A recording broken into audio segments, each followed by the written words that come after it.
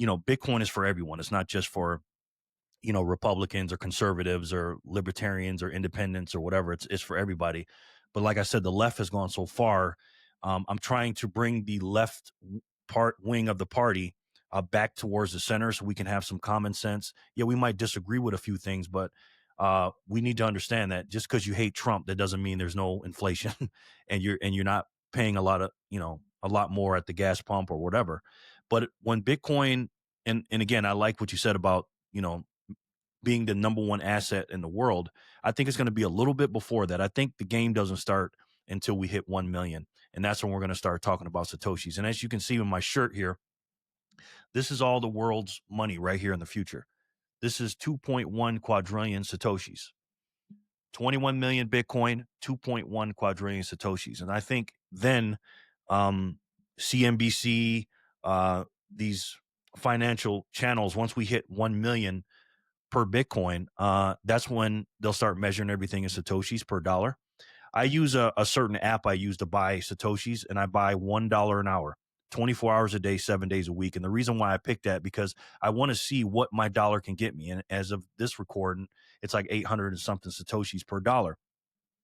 Once we get to 1 million price of Bitcoin, I think maybe on the side note, they'll may say Bitcoin's $1 million. But by then, that's when the game starts, by the way.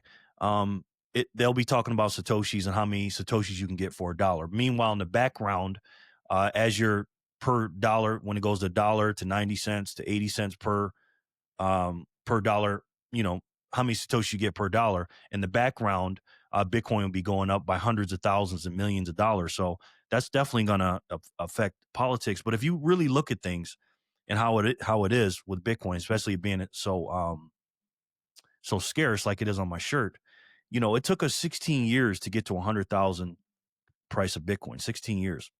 I ask people this all the time. How long do you think it's going to take us to get to 200,000? From 100,000 to 200,000, still the same thing. It's just another 100. Do you think it's going to take 16 years? 8 years? 4 years? 2 years? Less, right? So I believe, and again, we know it goes up and down. It's not going to be perfect, but every 100,000 is going to take less and less time. It's the ultimate compounding. So I think we're going to hit 1 million quicker than people think. I got it in Epoch 6, early Epoch 6, the first half of Epoch 6, 28, 29, 2028 or 2029. But every 100,000 is going to take longer. Now, again, we're going to have our bear markets and it's going to be different situations. But politically speaking, they're not going to be able to help but talk about this. They have no choice but to talk about it. They can disagree on this and that, and they can spend this here and spend that there. But at the end of the day, when Bitcoin hits 1 million, that's when the game starts. They're going to start measuring everything in Satoshis, and nobody's going to be able to ignore it at that point. I love that framing of we will measure things in Satoshis, because this is the real unit. This is the unit that we are supposed to use. 1 Bitcoin is so absurdly much for just one person that you will look back in 30, 40 years and go ahead and say, you know what? I heard that he has a full Bitcoin. The same way as people say, oh, what? Like he has like $1 billion, like some crazy amount of money. They will be like saying like, oh, okay, like what's going on? Like a Bitcoin will be so much that it will be inconceivable for the normal person. And so it naturally will be Satoshis. And I think long-term, even something beyond Satoshis that will be underneath Satoshis, because like if we pay and if we start paying for normal things, we need something that is smaller than a Bitcoin. If you look at the dollar Satoshi parity and $1 is 1 Bitcoin, we need something.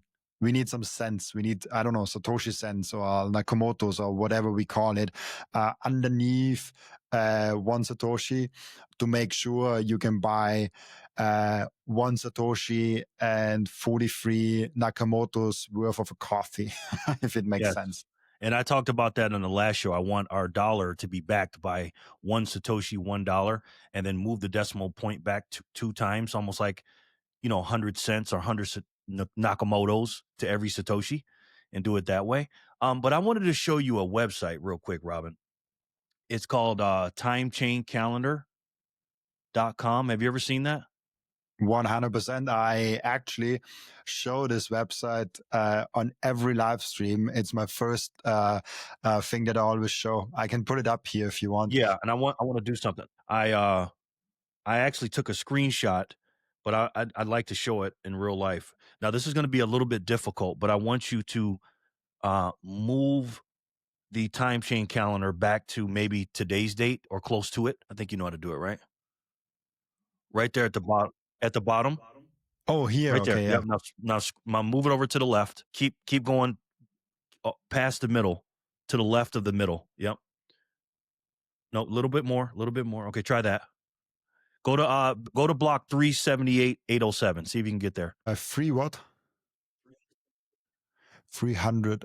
And 70. Yeah, you're a couple thousand away. Yep. Okay. Other way. Yep. Okay. Right around there. It's hard Okay. to get an Yeah, exact. I know. So that the date is.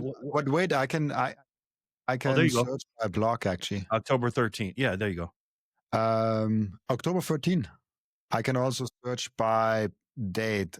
So Okay. it is which date? 2015. 2015, October 13th today. 13. Go. Now here's the interesting part. The price is okay, whatever. We see the price, right? We see, it's 249, $250, but take a look at that number underneath that. 400,000 Satoshis per US dollar. Satoshis per US dollar. And the reason I'm showing that is because, right now we're in the gold rush, right? We started January, like Michael Saylor says, January 10th, 2024. And right now we're in the midst of that. And it ends, like Michael Saylor says, on around, November, I think it's November, December 2034, as Dash Clark Moody says, when we get to when we mine 99% of all Bitcoin and there's only 1% left. Today, guys, like I said, you can get 800 and something Satoshis for $1. And back then, that's 400,000 Satoshis for $1. 10 years from now, I ask people, how many Satoshis do you think you're going to get? And like you said, Robin, I truly believe, based on math like this, now what is it today? We just hit a new block, 918886. Amazing. I always love when this happens live, like when this happens, like while the recording is. But today you get for $1 US, 874. So imagine that from 10 years ago, from 400,000 Satoshis, now you get 874, which is still like tremendously, like just $1 and you get 800 Satoshis. Exactly. That's a lot. Yes. And even though you're a young guy, you remember 2015. That wasn't that long ago, right? I mean, you're a young guy. You were what, 10 or 11 or whatever you were. You're a young guy. But 10 years from now, again, I always tell people the future is on its way. And that's not that long. So again, this is the gold rush. And I ask people, looking back at that, and again, it's not the same, but would you agree that adoption from 2015 to 2025 is what it is? But I think the adoption, because of the gradually then suddenly and then more people coming in and the compound effect on top of that, I believe it's going to be much greater than it was from 2015 to 2025. It would be much greater from 2025 to 2035 with all the, and this is without the ETFs. This is without MicroStrategy. This is without the governments. That's just from 2015 to 2025, just some regular people. Right. So now you add all that stuff in, and then the FOMO, the nation states, and, once we hit $1 million and the marketing and all these things, again, how many Satoshis do you think you're going to get for $1 in 2035? I believe, like you said, Robin, they're going to have to move the decimal point back a few times. And people got to understand that your dollar today is you're getting pennies and pennies and pennies on the dollar from what it's worth. I mean, you're getting it at such a discount. And again, I know compared to 400,000, it's nothing, but compared to what it's going to be in 2035, it's going to blow your mind. It is really, it's an outstanding thing to think about Bitcoin being so. I just see like how cheap the fee rates are currently for people.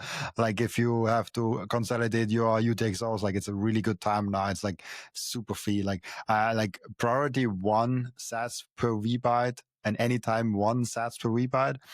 that low, I don't see that often. Like it's ridiculously low currently, which is great for anyone like me that uses Bitcoin as a medium of exchange also. But I wanted to come to the point of Bitcoin being the superior store of value and the best asset you can possibly have. It kind of makes this point of like, okay, what should I do with my Bitcoin? Like, where should I diversify? It completely as a nonsensical question, because it is just Bitcoin. Like, why would you put anything else in anything that is not as good as Bitcoin? You're just like diversifying into a loser. And this is where I'm so strong on this, where like it is Bitcoin, and I love picking stocks. I love doing all sorts of things, and I did that before. And now, since about 4 years, I solely focus on Bitcoin, just because I don't find anything worth pursuing. This might change in 10 years when we have a Bitcoin adoption of like 80% or like beyond that. But right now, like, it's Bitcoin and Bitcoin only. Absolutely. I say at the end of my all of my videos, it's the best way to save. And for me, the only way to save. And that's Bitcoin. And there's nothing else. So from right now, as we're transitioning into this new money, and we are going through a paradigm shift, whether people understand that or not. That's what we're going through. So once 2035 hits and maybe a little bit beyond, Bitcoin is the only way. You just store your money in there. It's the easiest play you'll ever have. Just work, create value. I mean, really work your butt off. Get as many fiat dollars as you can, or you can get satoshis from different things and cut out the middleman. But get as many fiat dollars as you can. Keep your expenses low. Earn as much as you can, and then in the get a big surplus, a bigger a biggest sur- the biggest surplus you can get, and then put it all into Bitcoin and don't worry about anything else and just wait.